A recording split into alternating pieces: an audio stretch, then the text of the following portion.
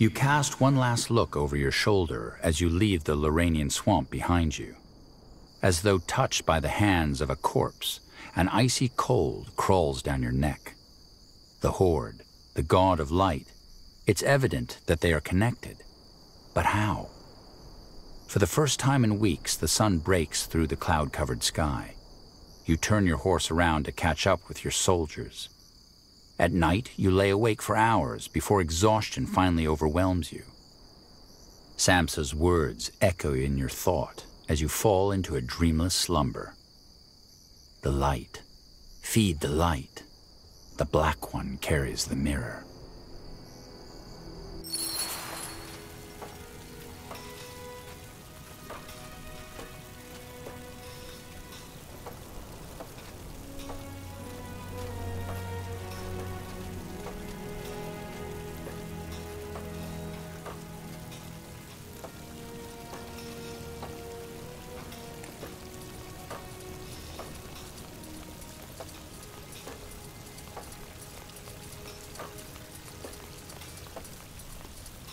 Something about a heist.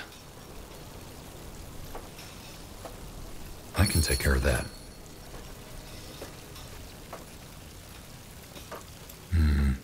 Nothing new today. What's this? Hey, you're an adventurer, aren't you? Come take a look. I'm sure I've got something that might spark your interest.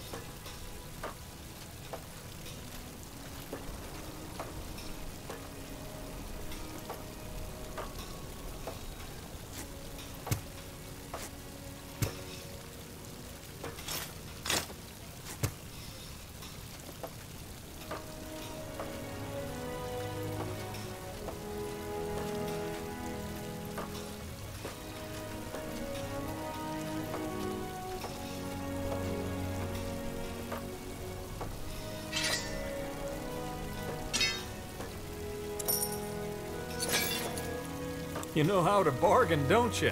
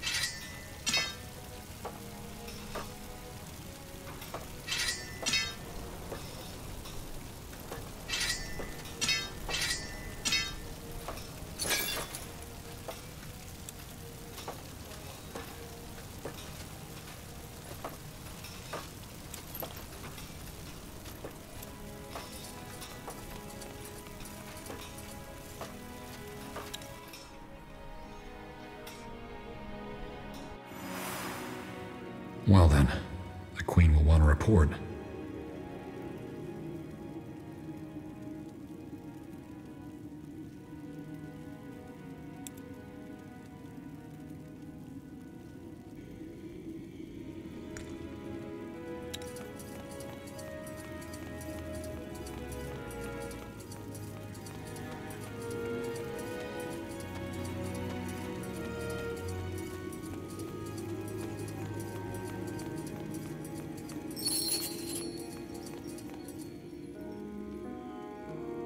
I see. I had hoped for a different outcome. But you once again made the best out of a hopeless situation. Which is why it is time to make this official. You mean... Yes, General Arev. You proved yourself worthy. I hereby pronounce you General of the Wolf Guard. I trust you will lead your soldiers as well as you have done before. A lot depends on it.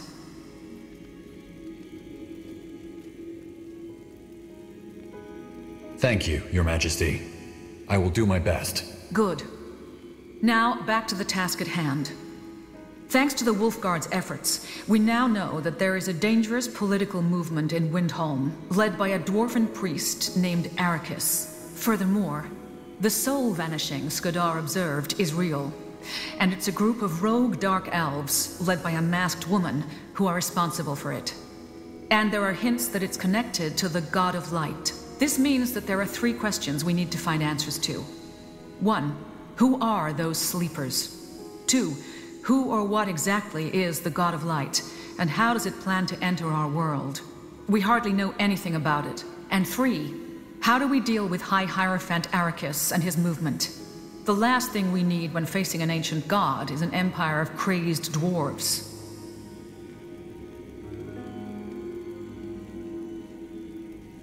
So, you want to make all these questions Nortandra's responsibility? What other choice do we have? Do not misunderstand, General Arev. I, too, would rather focus my efforts on rebuilding the country. But both the matter in Windholm and these masked dark elves pose a threat to our empire. And I will not stand by and hope someone else will take care of this for us.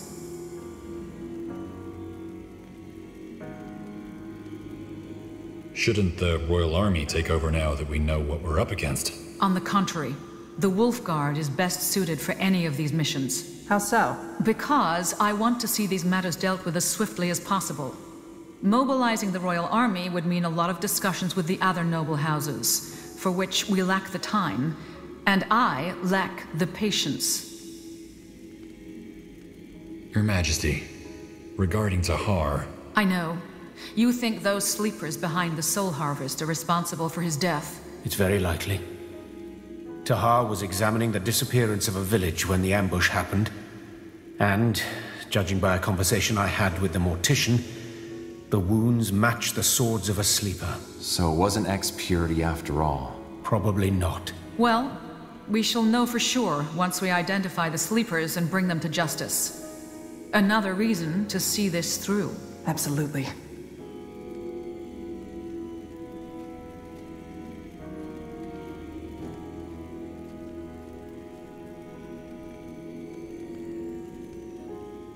Where should we start looking for clues regarding the rogue sleepers? Well, the first step should be to contact Exalted Father's ambassadors, and... No. Excuse me? Dark Elven governance is... complicated. Even if we were to send an emissary right now, it would take us moons to even get an answer. Then what do you suggest? We reach out to a contact of mine, the leader of the Black Company. He knows all the dark corners of the Dark Elven realm, and I'm sure he can dig up some information on those rogue sleepers as well. With your permission, I'll send a messenger and arrange a meeting in Calabrok. You have it. General Arev, you will accompany Skadar and see if this mercenary lord has anything worthwhile to say. Fair enough. Any ideas where we can find information on the God of Light? Remember when I told you that I've been following a lead? Turned out this one wasn't a dead end. We already knew that many religions mentioned the God of Light, albeit under different names. There's one in particular, though, that sparked our interest. The Alyani. The tribe indigenous to the Howling Steppes? How can they help us? Well, unlike other religions, their entire faith revolves around the God of Light. It plays a pivotal role in their culture. So you want to travel there and find out if they know anything worthwhile, correct? I think it's worth a try. Agreed. General Arev, you will travel to the Howling Steppes with a division of your best soldiers and find us some answers. Understood. All right. And how do we stop Arrakis without starting a war? With the help of someone who is on her way to Greykeep as we speak. We will confer once she is here. Someone? You shall see. It appears that we have a plan. The quicker we follow up on these matters, the better our chances of stopping the rock slide before it crashes down the slope. Good luck, and thank you for all your service. You have done well. Tell me this is a joke, Ambassador. Tell me this is a bloody joke. I'm afraid not, Commander.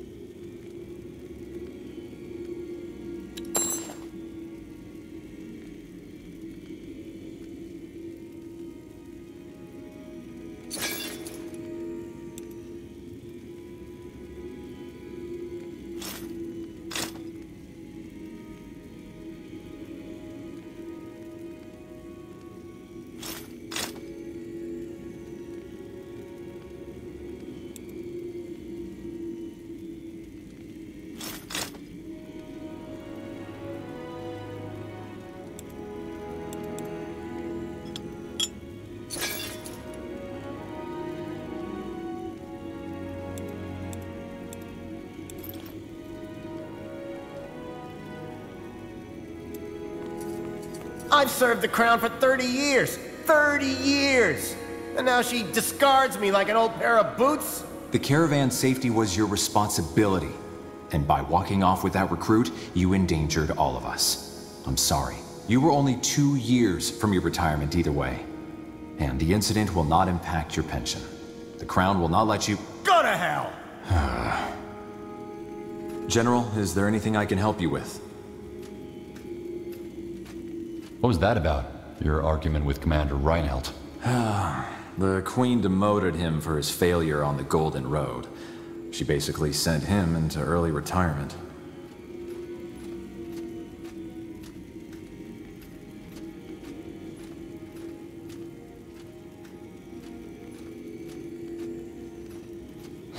That's harsh.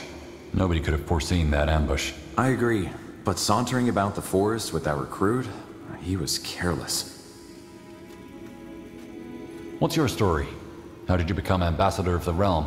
Oh, well, it's not an exciting story if that's what you were hoping for. I'm the son of Jaros de Bros. The de Breos? The Mayor of Greyfell? Yes, my path was pretty much paved the moment my parents found out that I was gifted. A royal mage took me under his wing, and I joined the university when I was only 15 years old, where I studied the 5 languages, history, diplomacy, and magic. Since I wasn't an exceptional mage, but performed quite well in other disciplines, my father suggested that I pursue a career in politics, as he had done. That I did, and here I am, 13 years later, and Ambassador of the Queen.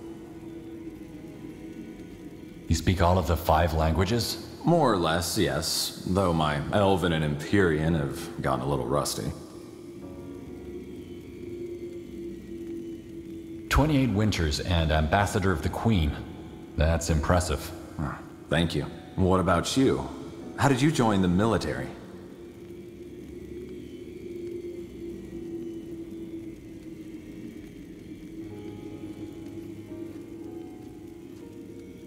Well, I was born into a military family. It wasn't that much of a choice. I can relate.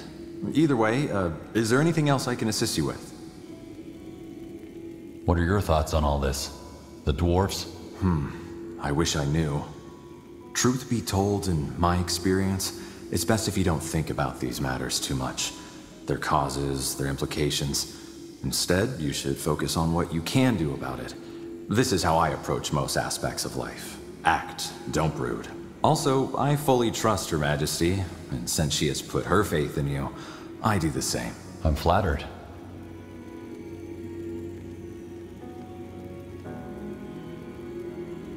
Has our dwarven ally arrived yet? Not yet, but we have received word that she passed the gates of Kings 2 days ago. In other words, she will arrive soon. If you'd be willing to wait, I could arrange a conclave right after she arrives.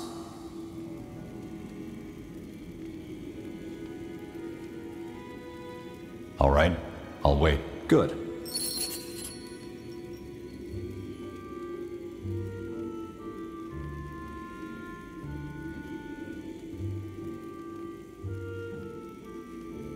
Your Majesty? Rhaera Hellstone, rise. Your Majesty, it's an honor. I'll keep it brief. High Hierophant Arrakis has enemies in Windhome too. The Blackstone Rebels, which I lead together with my brother Malik. We are planning a coup, and we're hoping for the Crown's support.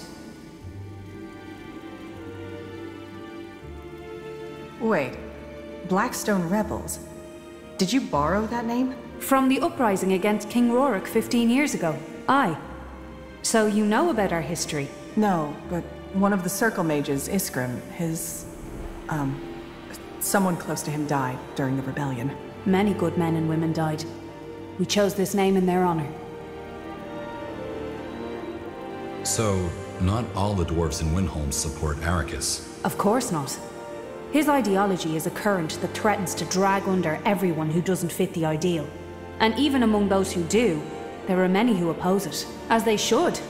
Since this talk of Granite Sons is by far the, pardon my language, Your Majesty, most damned idiotic thing I've heard in years.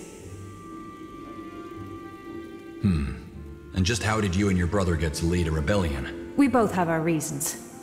Suffice it to say that Arrakis spits on everything we hold dear, And also, we're not leaders. We're the faces of hundreds who refuse to stand by and watch as this sodding lunatic steers our homeland into chaos. Very noble of you. And you are? Wraith Skadar. He is assisting us in another matter. I see. Well, Wraith Skadar, I don't claim to be a saint. If you don't trust me, fine, but I'm all you're getting. If we doubted your intentions, you would not be here. Good to hear. Interesting. So instead of engaging directly, you want to support these rebels. Is that it, Your Majesty? Yes. How do you know if we can trust them? We do not. But once again, it is our best option. We've already pushed our luck by recapturing Dracot, and we cannot intervene directly without risking another war. Nobody wants another war. Look, General, I understand your reservations. But trust me, if it were up to me, I'd be on a ship to Zoo by now. I'm doing this because I have to. And I have no intention of staying once this scumbag is back where he belongs. In chains, and in the darkest pit the Windhome dungeons have to offer. All right. What role do you see the Wolfguard playing in this? Well, that's simple. We need an experienced soldier to help us with an operation. A heist. Right now, we are many, but lack the coin to become a force to be reckoned with. We intend to change that by borrowing some money and high-quality weapons from Windhome's treasuries. If you help us see this through, we will use this money to build up an army strong enough to take care of Arrakis and reinstate the prince. Also, we will lend the crown the Blackstone Rebels' forces to help you on that mission of yours. If you want us, that is. Do you think King Rorik's son is fit to lead Windwall? To my knowledge, his father didn't enjoy the best reputation, did he? Right. Not to mention the fact that he murdered the original Blackstone Rebels, whose name you borrowed. That's true. But the prince is still a blank slate. It doesn't look like he takes after his father. And with the right guidance, we should be able to steer him in the right direction. You know about our mission? About the God of Light? I was briefed, yes. Why would you risk the lives of you and your men for that? Dust and stones. You're looking for the fault in everything, aren't you? First of all, it's simply our end of the bargain. You help the rebellion, we help your mission. Secondly, if this God of Light is half as gruesome and dangerous as the rumors about that fight in the Hall of Justice say, only an idiot would sit in our hands while it tries to eat our world. Don't you think? How do you plan on getting us into Windhome, though? Is there a side entrance? Way better. Look. Letter of passage. For Zverak Yor? One of EO's most renowned architects. Aye, whom we've taken hostage. Arrakis hired him to help with the construction of his statue. What statue? You don't know? Arrakis has ordered the construction of a giant statue of Nihalf made of pure moon silver. A monument to Windhome's greatness, apparently. Huh. So that's the symbol that dwarf in the Windwall outskirts was talking about. An unrelated question, but did you notice any cases of people disappearing in Windwall? Or its outskirts? No. This is about the God of Light, right? Yes. I see. Well, no, nothing yet. Though now you mention it, there has been talk of strange dark elves patrolling the border. That might be anything, though. Frankly, at this point, Windhome's biggest problem is Arrakis. And I hope it stays that way for now. You kidnapped the architect? Aye, but don't worry. We simply took him somewhere where he won't mess up our plan. He's well cared for and will be released once the coup has been seen through. A statue made of pure moon silver. That's madness. Arrakis in a nutshell. Arrakis wants an Empyrean architect to design the statue. Am I the only one who sees the irony in that? No, he sees it too.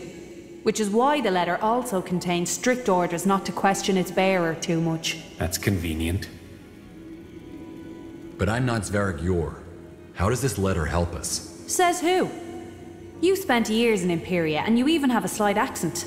Windhome folk aren't particularly cosmopolitan, so they won't know the difference. You take the letter, Show it to the gate guards and they'll let you pass. No questions asked. Then we meet up with my brother, discuss the plan and see it through together. Excellent. General, make all the necessary preparations. Even if the mission succeeds, it will take the rebels a while to set the coup in motion. In other words, the sooner we get this done with, the better. Understood.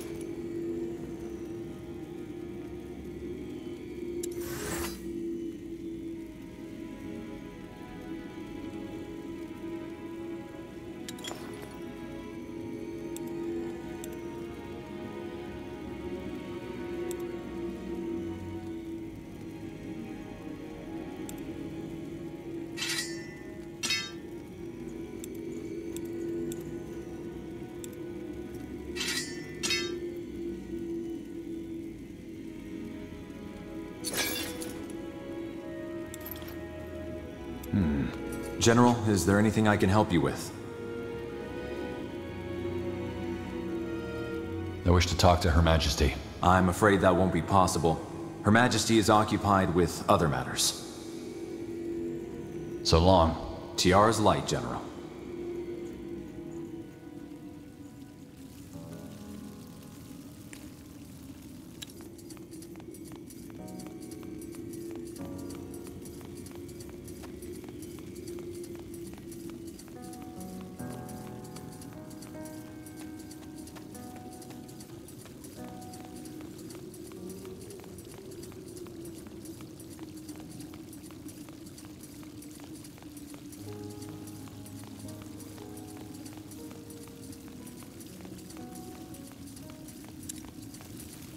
General.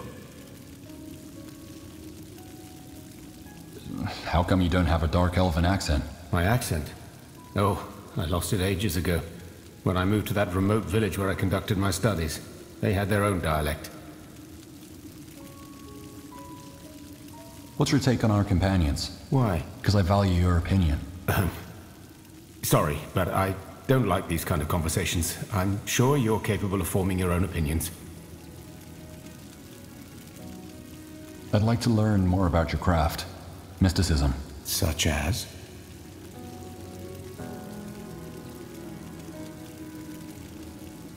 You said that you can feel souls. How is that possible? Hard to describe. Though I think it's an ability every mage could learn. I've always had it. Just imagine, the sea. The sound of the waves. If you live near the shore, you'll probably become insensitive to it eventually, to the point where you can't even hear it anymore. It's similar with the Tapestry of Souls. Most people have the ability to sense it, but they've grown numb to the stimuli. That never happened for me. So, what you're saying is you can hear the presence of a soul? A flame? Plural, but yes. To stay within the metaphor, when the vanishing first happened, it was as though somebody dropped a stone within a perfectly unmarred sea. It caused ripples. I know that may sound a bit vague, but it's hard to explain to somebody who has never seen the tapestry at all. What does my soul look like? Strong. Bright. White, somehow. It's a solid flame. Not as impressive as the flame of someone like Tahar, but nonetheless remarkable. You mentioned that there is more than just one reality. That is correct.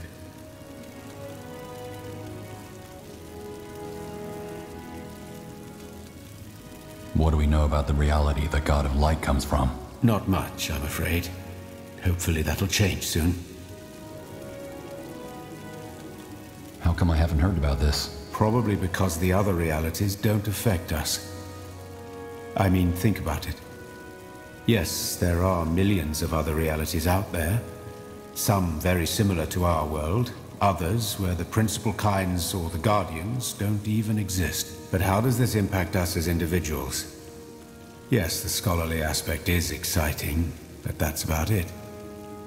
I think that's also the conclusion the Hibernians came to eventually. They extensively researched the matter for hundreds of years, and then just stopped. If the God of Light can enter other realities, couldn't we too? In theory, yes. In practice, however, I doubt that organisms such as ourselves would survive such an attempt. We talked about this, but the Hibernians spent a lot of time trying to transport living beings into other realities through minuscule fractures in the veil. However, everybody they attempted to send through died instantaneously. It's ironic if you think about it, isn't it? There's an infinite number of worlds right behind the veil, yet we're stuck on the other side of the looking glass. Let me ask you something else. Could you tell me more about yourself? What is it with all the questions, General Erev? I don't mind, but I don't really see the point. Because I'd like to get to know you better. Is that so? Well, ask. How is Dark Elven culture different from Nortandian culture?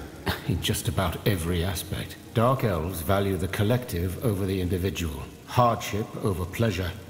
Self-control over displays of emotion. What do you think about it? Good question. I used to be an avid advocate of Dark Elven culture. But now that I've lived abroad for a while, I can see why most foreigners demonize us. Slavery, sacrifice, demonic incantations. It's easy to write the Exalted Father off as the epitome of evil. The truth is, however, somewhat more complex. Calabroc's system may be brutal, but it works. Better than most societies, for that matter.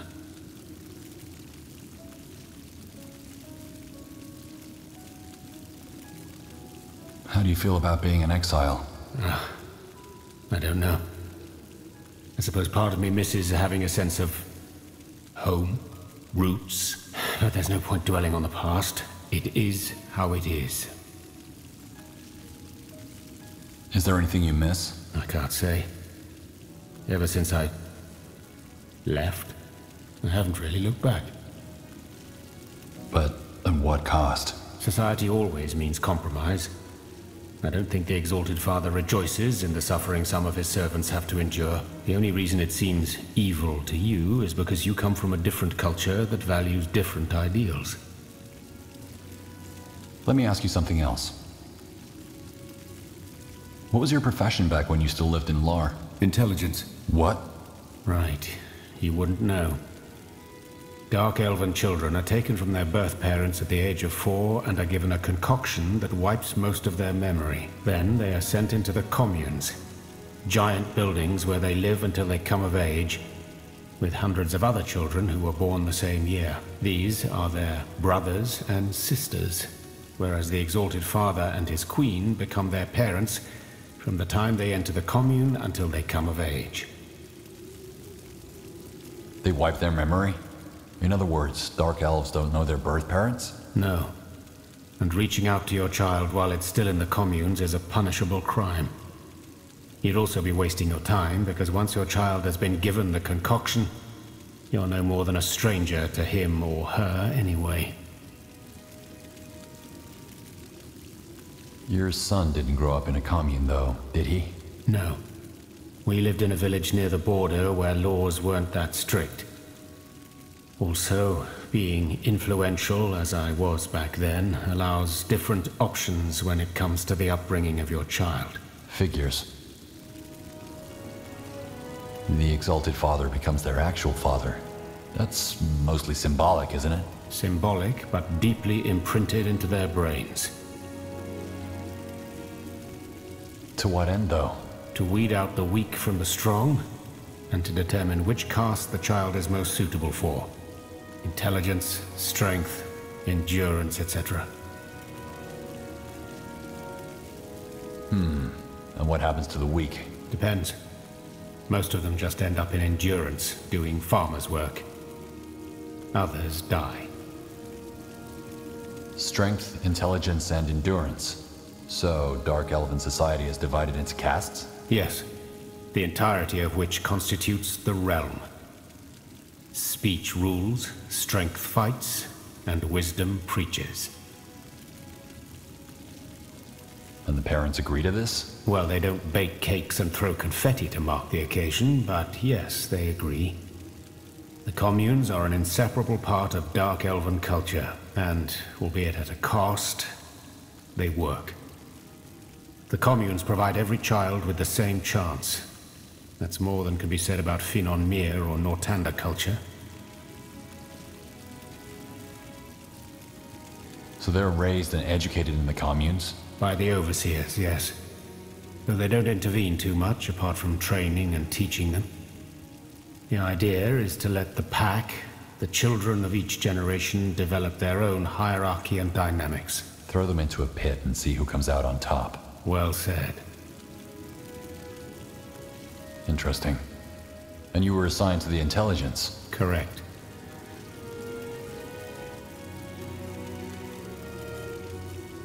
What about people who fit into more than one caste? They either choose or take on special roles.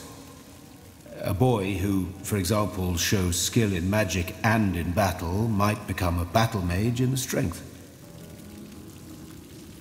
What about those without any strength? The ones that make it through the communes alive, they become endurance. What castes are there? 6. Strength, intelligence, speech, wisdom, endurance, and soul. What does the soul embody? The leadership. The Exalted Father is a member of the soul, as are most nobles and people of influence. You're not really chosen for the soul, though. You need to be born into it. In other words, unless your parents are members of the soul, chances are next to naught that you'll be raised into it. I mean, there are exceptions, but they are rare. Endurance? Yes. The workers, farmers, and craftsmen. They do the simplest, but often the hardest and most important jobs. Not the truly demanding ones, though. Those are reserved for the slaves. What's the purpose of the speech? Politics, mostly. Or bureaucracy. Like Ambassador Jarrus here in Greykeep. Strength is the army? Army, city guard, and so on. Pretty much every job that requires muscle and knowing how to kill. Most Black Company mercenaries used to be members of the Strength before they changed professions. Figures. What do members of the Wisdom do? Preach. They devote their life to both Nor and the Exalted Father, and spread his ideas. What's the purpose of the intelligence? To study magic? To gather knowledge and explore magic, yes. Did you ever marvel at all the constructs, demons, and creatures that make the Exalted Father's army such an impressive force? They wouldn't exist without the intelligence. Certainly, spending most of your life in dank laboratories may not be as glamorous as fighting for glory on the battlefield, doing nifty politics and attending conclaves, or holding masses in front of hundreds of lost souls. But if it weren't for the intelligence, the Exalted Father's empire wouldn't be what it is today. Not at all. I can imagine. And your mission was to study the nature of life and death? And the nature of reality, yes. I have to say, if there is one thing I miss about the time before my exilement, it was the Dark Elves' appreciation for magic and knowledge. Not even Kalea's universities can hold a candle to the sanctum of the intelligence in Karlabrock. What made you leave the Dark Elven Empire? Long story. I don't want to talk about it. Well, thanks for the insights. Sure.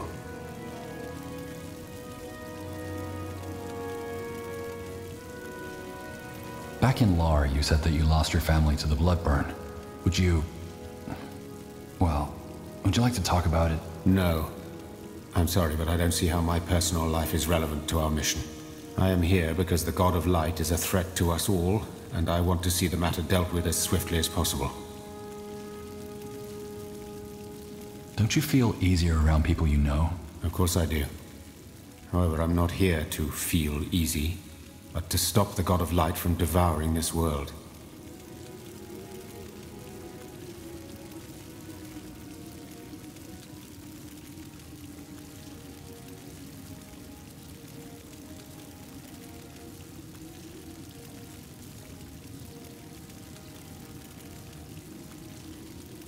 I just want you to feel at ease.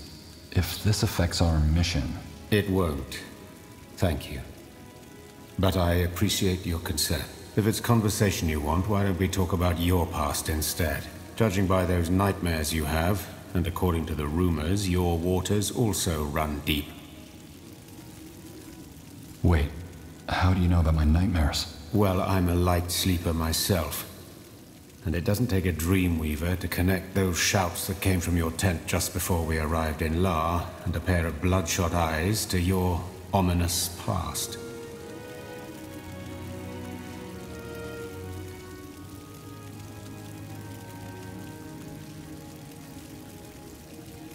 If by my past you're talking about that incident in Imperia, I have to disappoint you. I don't remember it. Oh, that's fine. I wasn't interested in the details anyway. I only care about the result. You made a tragic mistake, and other people paid the price for it. In the end, that's what it comes down to, isn't it? I guess. What are you getting at? I merely want your opinion on a question I haven't found an answer to. Say a person makes a terrible mistake. How can that person be sure he or she won't do it again if confronted with an identical situation?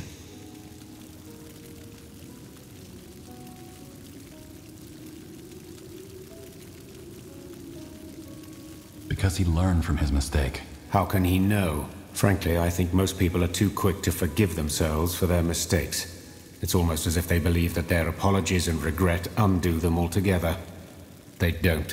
I know it sounds dramatic, but if an innocent ever suffers under your actions, it leaves a stain on your soul. And that stain stays for the rest of your life, which is good, if you ask me. Some sins don't deserve forgiveness, and some sinners don't deserve absolution. So, what exactly are you saying? That I am beyond absolution? I don't know what you did, so I can't say. I guess what it boils down to is that people who messed up, whoever they may be, would do best not to forget that, and be particularly aware of their actions and decisions.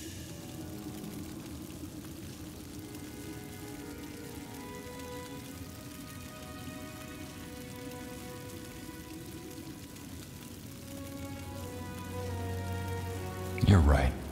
People are too quick to forgive themselves. So you agree? That's a surprise. All that being said, I do approve of the Queen's decision to make you General of the Wolf Guard. I even see why she did it. It's better to have someone who knows their demons lead us than someone who doesn't. Now let's get back to the task at hand, shall we? General. Did you hear back from the Black Company's leader yet? We still need to find information on those rogue sleepers. Not yet, but that doesn't surprise me. The man likes to take his time. I suggest we deal with the other matters first. I'll be going. We'll speak later. Sure.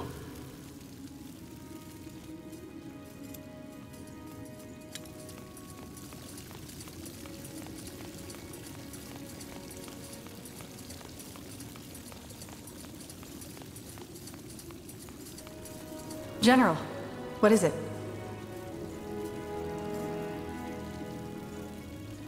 What's your take on our companions? Oh, so we're doing the gossip thing? Sure, why not? Who? How do you feel about Wraith? Good question. To be honest, there's something about him that, I don't know, makes me melancholic. He tries not to show it, but it's always there. It reminds me of Tahar a little, and that worries me. But if there's one thing I have no doubts about, it's his commitment to our mission. Either way, anyone else?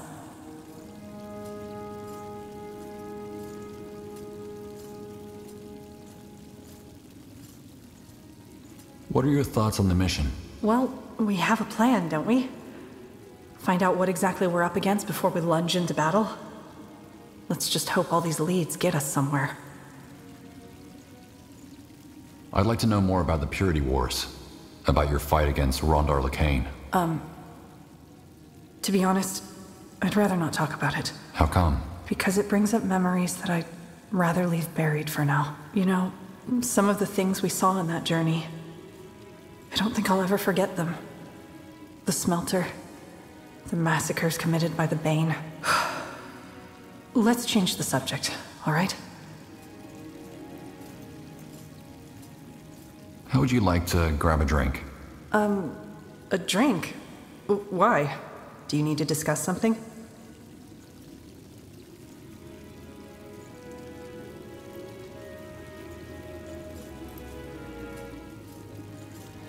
No, I'd just like to get to know you better. Oh? Well, sure, why not? I could use a breather. So, yeah, sure. Let's go. I know a good spot.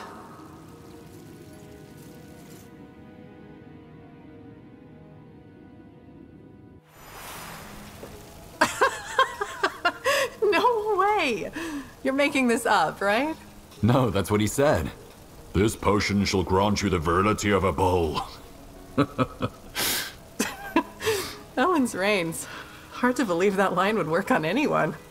But then again, Empyreans are a funny folk. You know, as a child I always wanted to cross the Sea of Dreams. See all those exotic places the bards always sing about. What stopped you? Money, mostly. And now, responsibility. I'm a circle mage. I don't feel like one, and I'm not sure I'm doing a particularly good job at it, but still. I can't just turn tail because I feel like it, can I? People are counting on me.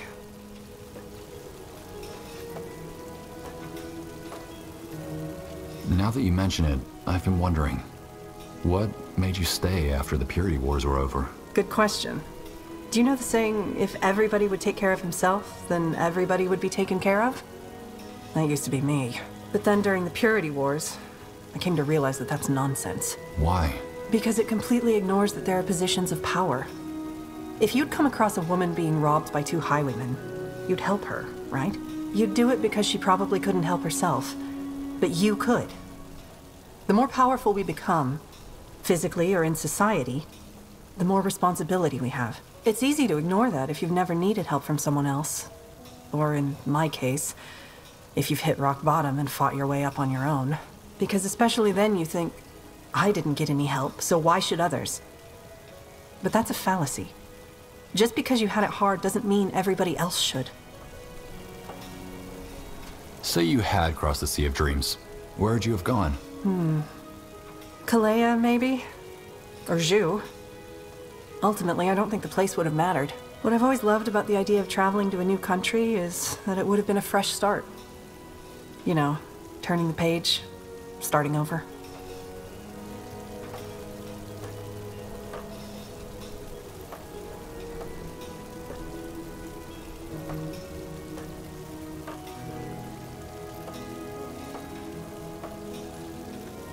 I know what you mean. Though, you always take your past with you, no matter where you go. I found that out when I came back. Yeah. Tahar always said the same thing. Anyway, we digress. What makes you think that you're doing a bad job as a circle mage? Oh, I don't know. I just don't feel very authoritative, I guess. And honestly, those formal gowns? Ugh. Whenever I have to wear them for a conclave, I feel like a peacock. And don't get me started on the bodices. How some women wear these things voluntarily is beyond me. Then again, out of all the circle mages, I'm probably the best fit for these things. I mean, gore at a royal conclave? Uram? No thank you. For what it's worth, I think you're doing a good job. Thanks. But you aren't planning on giving up your position anytime soon, are you? No, of course not. But enough about me. What about you, General Erev? What drives you? Yeah, you're acting under orders, but I still can't help but feel that this mission is personal to you.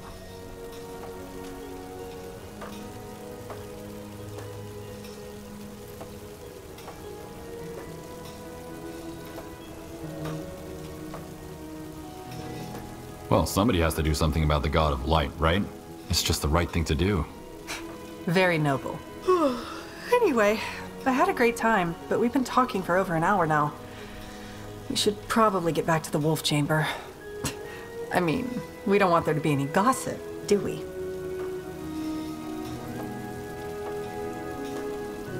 What do you mean? Never mind. See you around, General. I'm glad you joined us.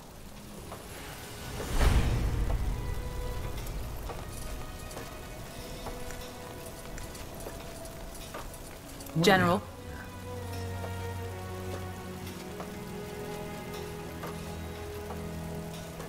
What do you think of the people who've joined us? General, I didn't peg you as a gossip. Alright, I'll play. Who do you mean? What's your take on Wraith? Wraith. He doesn't trust me. He's had a painful lesson not to put faith in a fragile world. I respect him for that. But it's not as doom and gloom as he makes it. He's swimming in the ocean, refusing to look anywhere but down, so of course he only sees the abyss. If only he'd look up. What do you think of Iria? For being the first mage of the circle, she's surprisingly nice. That surprises you? Maybe she doesn't fully realize it, but she's a leader. Leaders don't usually end up in their positions without being a little ruthless, even those with the best intentions. It's refreshing, and I can see she's very nice to you. What? Oh, nothing. I wanted to know more about you. Me? Fancy that. Alright, what do you want to know?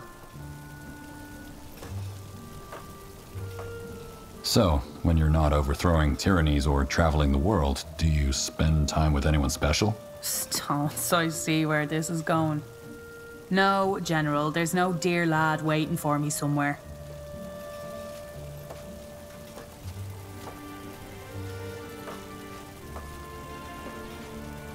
Do you want there to be? Listen, General, I don't mix work and play. Personal rule of mine. And more than that, you're not really my type.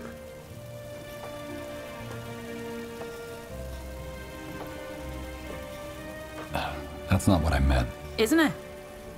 I've lived at sea long enough to know when someone is propositioning me. Not gonna happen. Are you from Windholm? Aye, born and raised. Although I hadn't been back until a few months ago. Why's that? Well, I was busy, I guess. Seeing what else was out there. I ended up with some privateers out in the Sea of Dreams.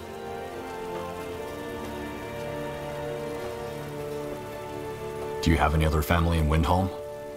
Parents? It's always just been me and Malik. We jumped around in the streets for a while before an orphanage took us in. The woman who ran it. She's the kindest person I know. She took in everyone, even though she had practically nothing to spare. And yet she's the kind of person Arrakis would sweep away.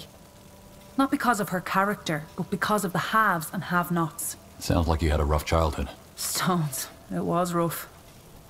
But you know, in a way I'm grateful. Having nothing makes you appreciate what little you do have. The people who work their arses off to survive, those are some of the strongest people I know. And it's how I know we're better than this Granite Suns bullshit. A lot of us don't want this. We just have to empower ourselves to resist.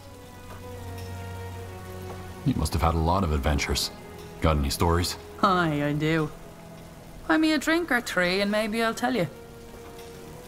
Where was Malik while you were adventuring? He stayed in Windhelm. Took a job as a labourer in the mines. I was only supposed to be gone a short while, but when it became clear I wouldn't be back, I asked him to join me. But he declined. Said he liked his feet on solid ground. We wrote letters, though. That was always my favourite part about returning to port. Finding a letter waiting for me about my brother's latest news. So, you're a pirate? Dust and stones, no. More like a pirate chaser. We were contracted by some minor Northander lords to protect their merchant vessels. Drove off a lot of sea thieves. How does one end up with privateers? I guess one thing led to the next. Malik and I owed a debt to some traders. They knew I was good with the blade, so I served as a bodyguard on their expedition. And they turned out to be privateers? No, it turned out they owed the privateers a debt. And when some bloody wolves tore our camp and the traders to bits, Captain Tarzan stuck me with the debt. So I served on her ship.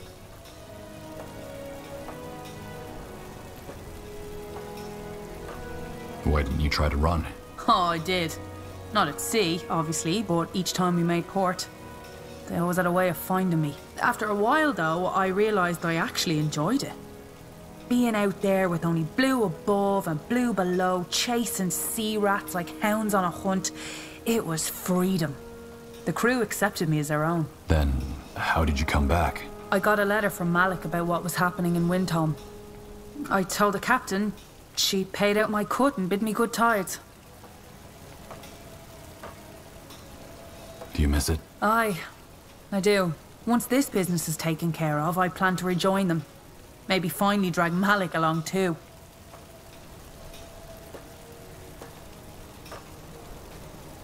That's all I wanted to know.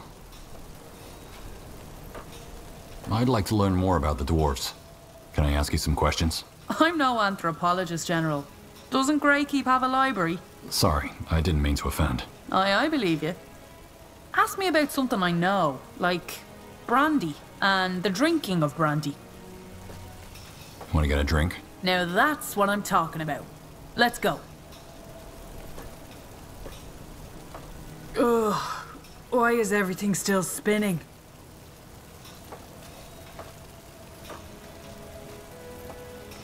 See you later, Rara. See ya.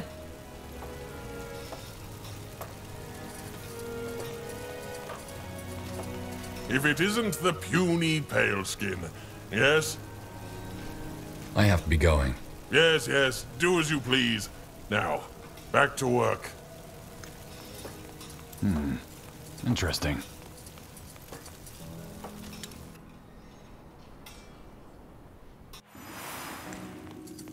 Keep it up.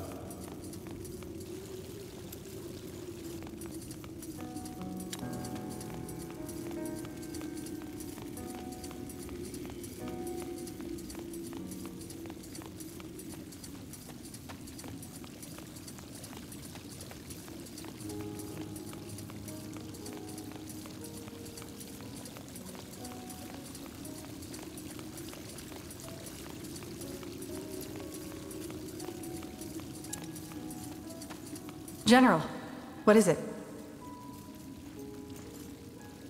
Could you tell me more about the Circle? Sure. Shoot. Couldn't the Queen call the other Circle mages back to help with our mission? She could, but I don't think that's wise. Why not? Because their missions are equally important. While our mission's purpose is to prevent catastrophe, theirs have to do with restoration. With You know, making things better, which is a welcome development if you ask me. If the only thing the Crown does is prevent the world from falling apart rather than trying to cement its foundations, I doubt this era of peace will last. Who are the other Circle mages? There are 7 of you, right? Yeah. Undergast, Gore, Uram, Iana, Iskrim, and Rowan. And surprise, all of them are out doing fancy things while I'm condemned to confer with nobles all day long. Though, admittedly, that has changed a little since you came here.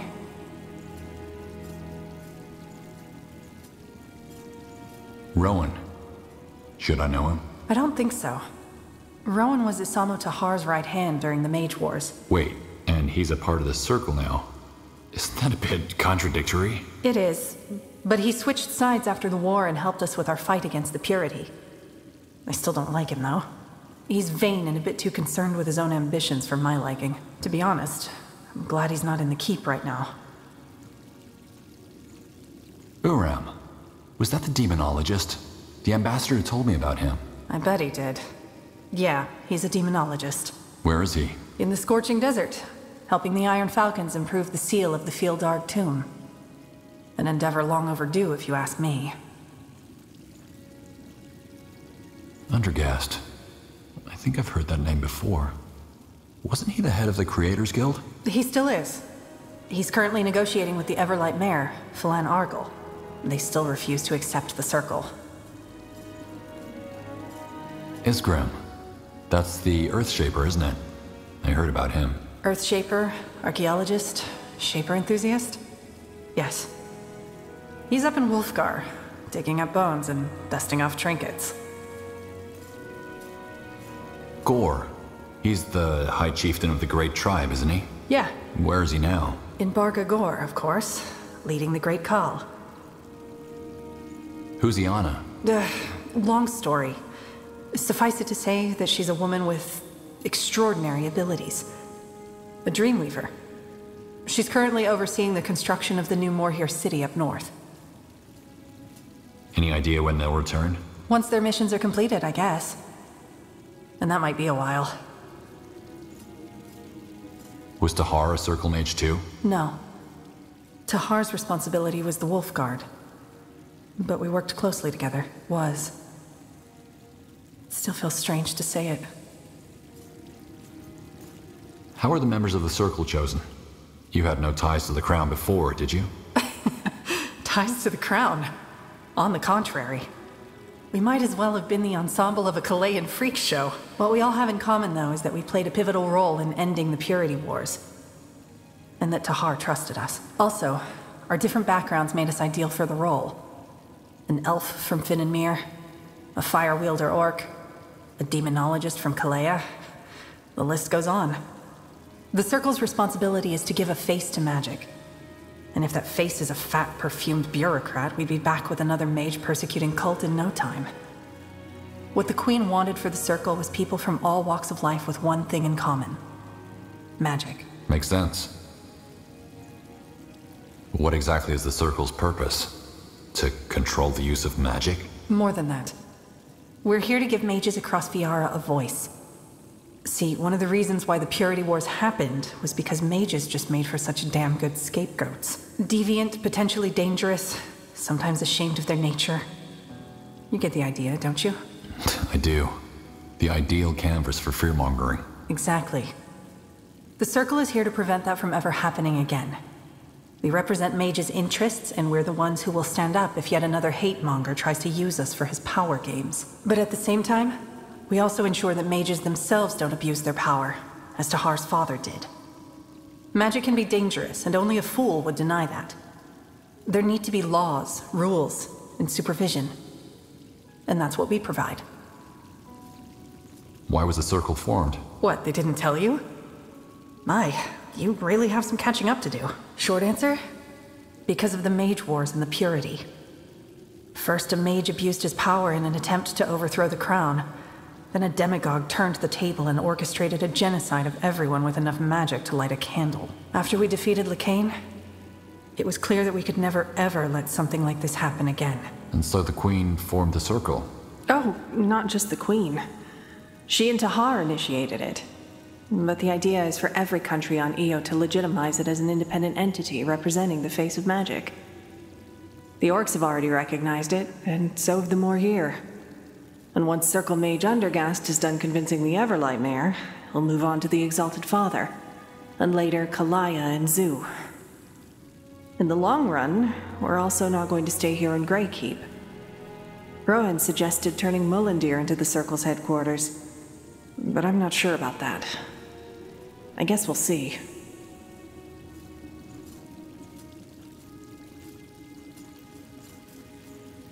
I wanted to check in with you, see how you're doing. Especially after... well... After we met Tahar's murderer? I appreciate the concern, but really, I'm fine. If anything, I'm glad that the murderer has a face now. Or a mask, in this case. I can't change that Tahar's gone, but I can make sure that the bastards responsible pay.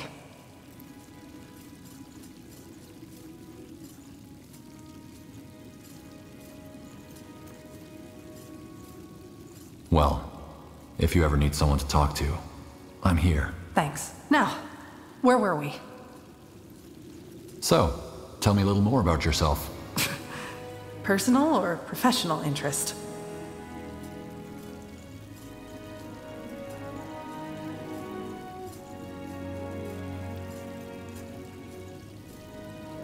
Mostly personal.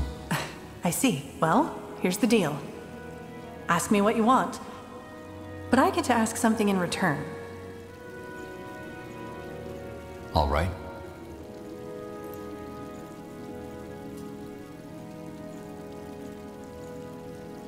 Do you miss Fin on Mir sometimes? Your homeland? Not really. Though sometimes there are those nights when I get nostalgic. I think of the giant trees, the towering buildings, and the tranquility. And I wonder what my life would be like if I had stayed there, though I'm probably just romanticizing the past. I'm very good at that. What do you do when you're not out in the field or working for the Circle? You're asking about my pastimes? That's unexpected. I like nature. And I play cards. Cards? You mean you gamble? Sometimes, yeah. Not for high stakes, though. It's really just for fun. There are a couple of playing clubs down in Greyfell. You play too?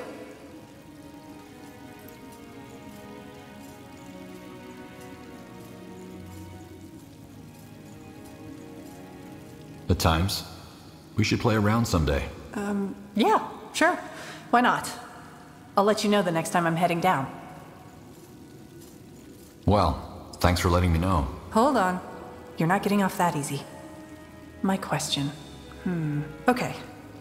I hope this isn't too personal. Was there ever someone in your life? Like a significant other?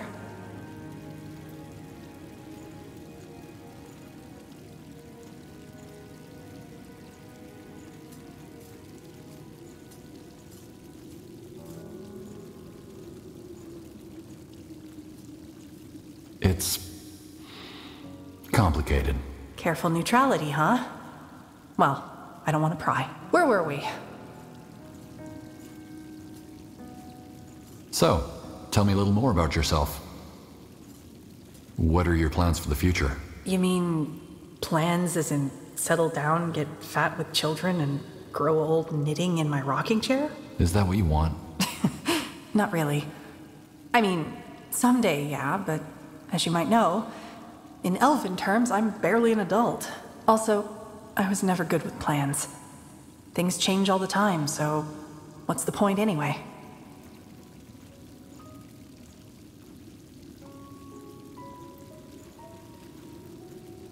It really depends.